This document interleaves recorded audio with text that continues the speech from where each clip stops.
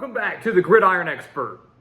A few weeks ago, we put out a video talking about how entertaining the Pac-12 will be in 2023. How loaded with talent the Pac-12 is heading into this college football season, especially at the quarterback position. And today, guys, we're going to be ranking every single quarterback within the Pac-12, talking about these individual players and how their teams could do this upcoming season. So welcome back to the Gridiron Expert, guys. We're so glad that you could join us today. As always, please continue to like, comment, subscribe, share our videos, and of course, check out everything down in the description below. Because again, guys, here at the Gridiron Expert, college football never dies. The season never ends here at our channel, and we want you to take advantage of that. Take advantage of the discussion, the content, and become a part of our GE Nation.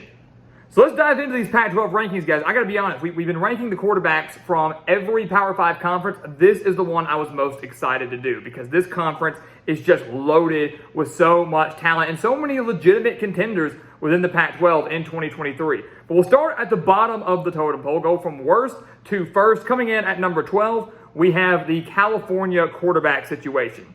Obviously, it's a little bit of a battle going on right now between Sam Jackson, who transfers in from TCU, and Ben Finley, who transfers in from North Carolina State.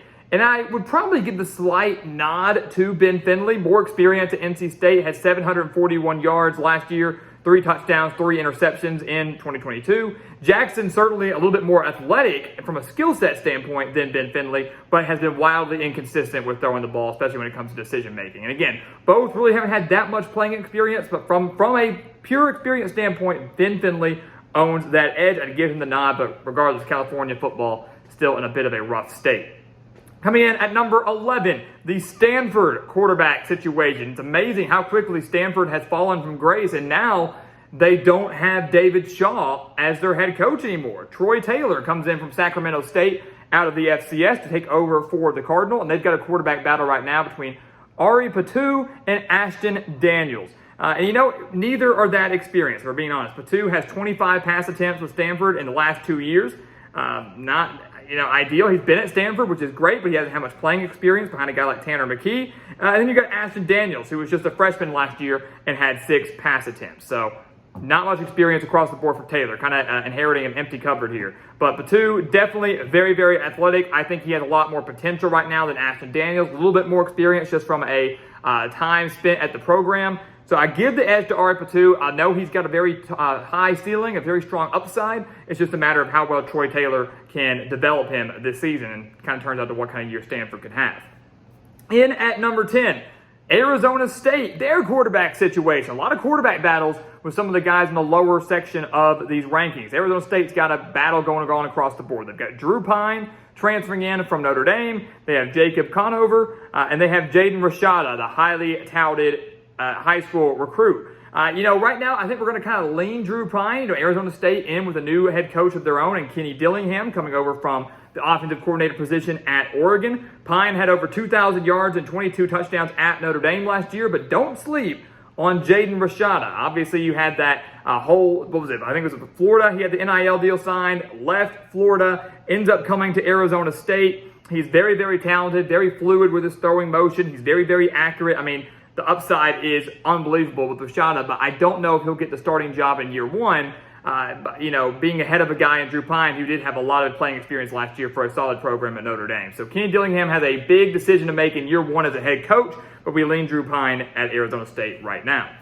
In at number 9, DJ Uiagalelei coming in at Oregon State. Ben Goldbrinson will give Uiagalelei a fight here. He's not going to just roll over and hand over the job to DJ. But I do think Uiagalelei is going to win this starting job. I think it's almost a foregone conclusion. He certainly has more experience. Threw for over 2,500 yards, 22 touchdowns, and 7 interceptions last year at Clemson. He obviously improved drastically last year as compared to what he was doing in 2021, where he struggled and really disappointed in year one as that full-time starter at Clemson.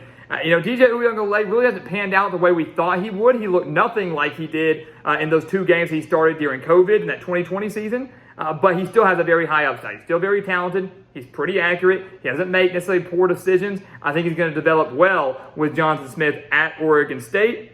I think he's a very solid fit at Oregon State, and the Beavers are a legitimate Pac-12 title contender in 2023, no doubt about it. In at number 8, Jaden DeLora at Arizona. This is a guy that's had a roller coaster of a career, right? Started off at Washington State, ultimately transfers to Arizona, so within the Pac-12, and is continuously improving, and improved a lot last year under the quarterback guru in Jedd Fisch. Last year, Delora had over 3,600 yards, 25 touchdowns in Arizona, very close to making a bowl game last year, finishing the year at 5-7. But if Jayden de Laura continues to take another step, if he cuts down on the turnovers, he had 13 interceptions last year, so if he cuts down on the turnovers and continues to improve, the Wildcats will be in the postseason in 2023 and continuing to head in the right direction under Jedd Fisch, a guy that I won't lie, I had some doubts about when he was hired for the Wildcats, but right now seeming to do a pretty good job with the Wildcats program that was under a major rebuild. And at number 7, we're in the top half now, or excuse me, almost the top half of the Pac-12. UCLA, their quarterback situation, it's tough. And it's crazy to think about how talented the Pac-12 is, right? UCLA has 2 really good quarterbacks, and yet they come in at number 7. That just shows how many guys are good ahead of them. But you've got a battle right now between Colin Schlee and Dante Moore. Dante Moore has a very good chance of landing this job with Chip Kelly in his first year in college.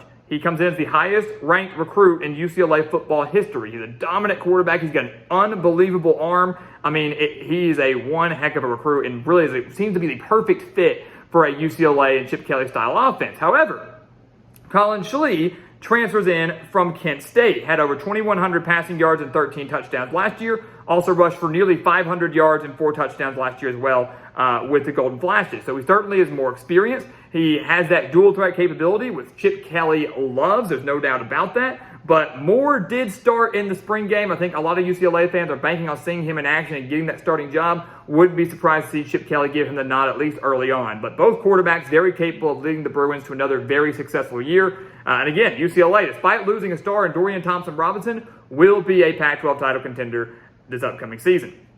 Now we're into the top half of the Pac-12. Coming in at number 6, Cameron Ward at Washington State. He had lofty expectations coming into Pullman last year, coming in from Incarnate Word, where he was the starter and putting up record numbers at the FCS level. Last year with Washington State, threw for over 3,200 yards, 23 touchdowns, 9 interceptions, but did complete over 64% of his passes and led Washington State to a 7-6 record before falling to Fresno State in their bowl game. But another year at the FBS level, another year in the Washington State system. I think Ward's going to be even better in 2023. I think we're going to kind of see him be that Incarnate Word type form. I love this guy's upside. Got a cannon for an arm. Pretty accurate while he's at it. Washington State, they might not be Pac-12 title contenders, but they will, I guarantee you, will dictate who plays for a Pac-12 title. They are going to be a tough out for everybody that they play. And at number 5, Shedeur Sanders at Colorado. Some say he's a top 3 quarterback in the conference. I wouldn't go that far yet. He is very, very good. He's very talented. I think he's going to be one of the better quarterbacks to come through Colorado in a long, long time. I don't know if that's saying much because Colorado hasn't had much quarterback talent in recent years. But this is a guy that threw for over 6,900 yards, 70 touchdowns, and just 14 interceptions in 2 years at Jackson State. He completed at least 65% of his passes in each of those 2 years. Now he's coming to the FBS level. Obviously, he's going to face faster defenses, tougher defenses. The stage at the FBS level in the Pac-12 of Colorado is going to be drastically different than the one he was playing at Jackson State. But there's no denying the talent. There's no denying the arm strength. There's no denying just his skill set as a whole. I think he's a good fit at Colorado, playing under his dad, Deion Sanders. It's going to be fun to watch. But I wouldn't put him in the top 3 of the Pac-12 just yet. Top 5, certainly, but not much higher. And number 4, Cam Rising at Utah. We're getting into the fun rankings here now, right? These Pac-12 quarterbacks that have been there for a while are making a name for themselves. Cam Rising at Utah has been phenomenal with the Utes, leading them to 2 Pac-12 titles and 2 Rose Bowl appearances, but unfortunately losing both. And last year, in Utah's loss to Penn State, Rising was injured in that game, and we're hoping that he will be good enough to bounce back and be ready for Week 1 against Florida. But during his time with the Utes, over 5,500 passing yards, 46 touchdowns, just 13 interceptions. Also has added nearly 1,000 rushing yards in these last 2 years combined with 12 rushing touchdowns. He's accurate. He's completing over 63% of his passes in each of the last 2 years. He's got a great size, great skill set, perfect for Kyle Whittingham's offense, and if he comes back fully healthy in 2023, Utah once again will have a chance to go for a 3rd Pac-12 title. 3rd in a row, we should add as well. Number 3, this is where it gets tough. Who's it going to be? Bo Nix over at Oregon. Now, this is a guy that took a major leap last year. Kind of had an up and down career at Auburn, was reunited with Kenny Dillingham at Oregon last year and lit it up. Over 3,500 yards, 29 touchdowns, just 7 interceptions, over 500 rushing yards, and 14 rushing touchdowns. So that's 43 total touchdowns on the year for Bo Nix last year with the Ducks. But now Kenny Dillingham's gone. Dillingham is now the head coach at Arizona State. So how will Bo Nix fare with a new offensive coordinator? How will Bo Nix stay healthy? He was banged up at times last year. Can he go a whole season staying fully healthy? If he can, and if he gels well with the new OC, and I believe that he will, Bo Nix is a legitimate Heisman Trophy contender, and Oregon is a legitimate, not just Pac-12 title contender, but a college football playoff contender. Watch out for the Ducks. Number 2, be one of 2 people. I think this one's kind of obvious. It's going to be Michael Penix at Washington. He is the perfect fit in Kalen DeBoer's offense and is without a doubt one of the best quarterbacks, not just in the Pac-12, but in the country.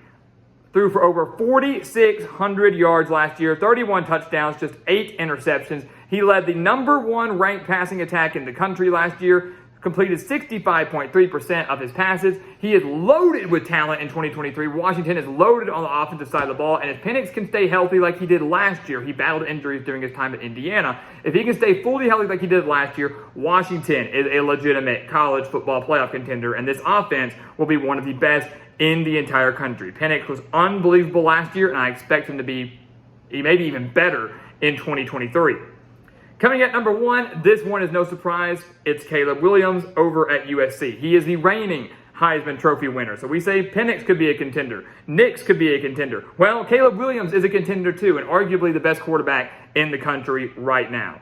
There's no way you can dethrone him as number 1 in the conference. Threw for over 4,500 yards last year, 42 touchdowns, just 5 interceptions, also added 10 rushing touchdowns, completed 66% of his passes. Obviously, he was a guy that was riddled with injuries down the stretch last year, especially in that Pac-12 championship game against Utah and in that Cotton Bowl game against Tulane. But when he's healthy, like he was for the majority of last year, he is truly unbelievable. He is so good. Loaded with weapons once again in Lincoln Riley's offense. Has a chance to be even better than he was last year, and that's a scary thought when you look at the stats that we just laid out for you, and the fact that he won the Heisman Trophy, and the fact that USC was 1 win away from making the college football playoff. The Trojans are for real once again in 2023, and as long as Caleb Williams is under center, they've got a chance to win every single game that lays in front of them. So guys, there you go. Those are your Pac-12 quarterback rankings. I'm so excited to watch this conference this year. I mean, I know they're struggling with those TV rights deals. We're not going to talk about that. What we are going to talk about is the talent that resides in this conference. I mean, ranking the top 6, 7 quarterbacks in the conference was extremely tough. The Pac-12 is loaded with talent. They have multiple Heisman Trophy contenders. They have multiple college football playoff contenders. And this, without a doubt, will be one of the most entertaining conferences to watch in all of college football. So guys, as always, thank you so much for watching us here at the Gridiron Expert on YouTube. Make sure to continue to like, comment, subscribe, share our videos. And of course, check out everything down in the description below. Because again, guys, here at the Gridiron Expert, college football never dies. The season never ends here at our channel. We want you to become a part of that. We want you to become a part of our GE Nation. And once again, guys, as always, thank you so much for watching. And we'll see you next time right here on the Gridiron Expert. Yeah.